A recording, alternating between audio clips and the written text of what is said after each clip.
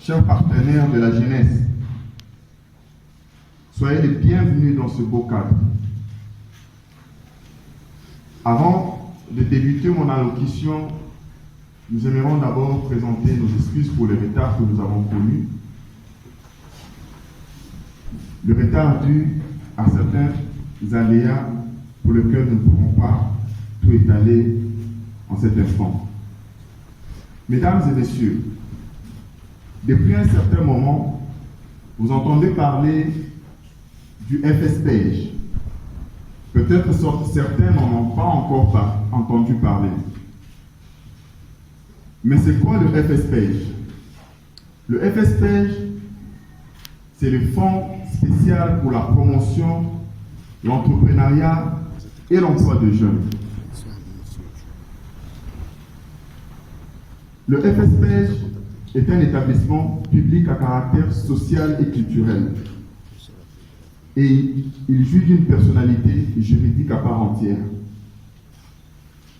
Créé par décret numéro 18/035, depuis le 19 novembre 2018, il a été rendu opérationnel depuis l'année dernière, le 14 novembre, par la volonté du chef de l'État, voulant se focuser, orienter son action vers la promotion de la jeunesse.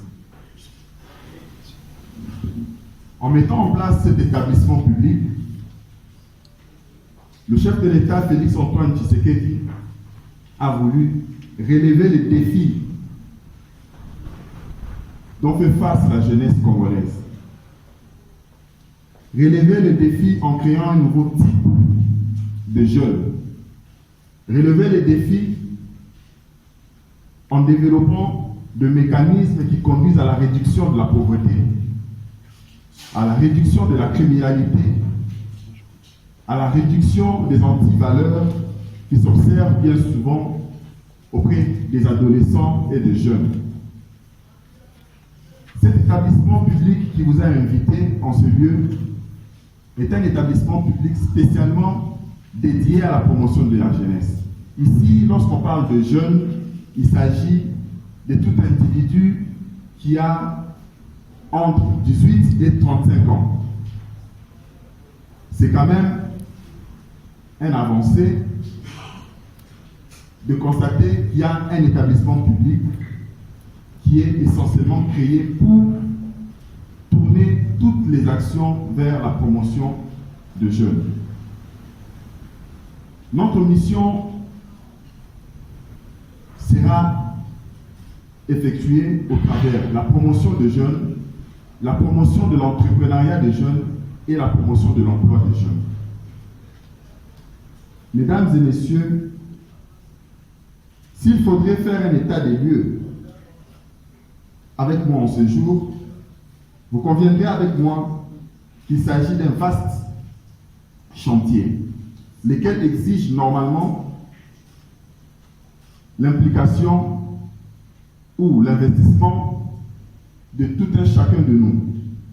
D'autant plus que la jeunesse constitue la grande proportion de la population que nous sommes. Le chef de l'État, Félix Antoine Tshisekedi, ne disait-il pas qu'il considère la jeunesse comme la première des ressources, soit le levier majeur pour la construction, la refondation de notre nation. L'occasion faisant le larron, j'aimerais ici saluer les efforts que le président de la République, chef de l'État, ne cesse de faire pour asseoir un système, soit de mécanismes pérennes qui puissent favoriser une véritable prise en charge de la jeunesse de toute la République démocratique du Congo, bien sûr. Ceci est une preuve que la question de la jeunesse au sein du gouvernement congolais, du gouvernement Sama Lukonde et du chef de l'État, Félix Antoine Tshisekedi, demeure une priorité et un axe majeur. il faut toujours commencer quelque part, dit-on. Excellences, chers invités ici présents, si nous nous retrouvons dans ce beau cadre, c'est pour l'ouverture ou bien les débuts de l'atelier de validation ou bien d'enrichissement du plan stratégique et opérationnel 2024-2026. Il s'agit d'un outil déterminant, une composante clé de planification qui devra permettre de déterminer les approches d'intervention à implémenter dans la résolution des problèmes des jeunes. Mais aussi, ce document stratégique nous permettra de dégager une vision réaliste par rapport à l'avenir du Fonds spécial pour la promotion, l'entrepreneuriat et l'emploi des jeunes et ses missions pour les années à venir, 2024, 2025 et 2026.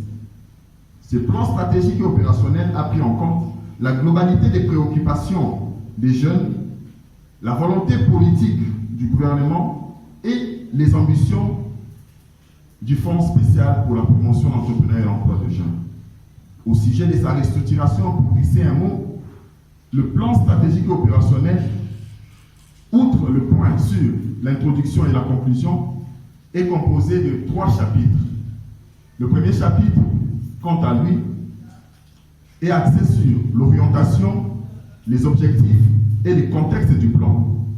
Le second chapitre est axé sur la promotion, soit l'approche stratégique du plan. Et le troisième chapitre est axé sur le cadre opérationnel et la mise en œuvre du plan stratégique opérationnel. Un plan, comme vous le pouvez l'entendre, le plan stratégique opérationnel a des aspects stratégiques. Et nos aspects stratégiques sont répartis en 4 piliers. Le premier pilier est celui de l'organisation du fonctionnement du FSPJ. Le second est celui de la promotion de l'entrepreneuriat des jeunes. Le troisième est celui de la protection et de l'encadrement des jeunes. S'il vous plaît, j'ai inversé. Le premier pilier est celui de l'organisation du fonctionnement du fonds. Le second pilier est celui de l'encadrement et de la protection de la jeunesse. Le troisième pilier est celui de la promotion de l'entrepreneuriat des jeunes. Et le quatrième pilier est celui de la promotion de l'emploi, soit la promotion des valeurs qui puissent produire de l'emploi des jeunes.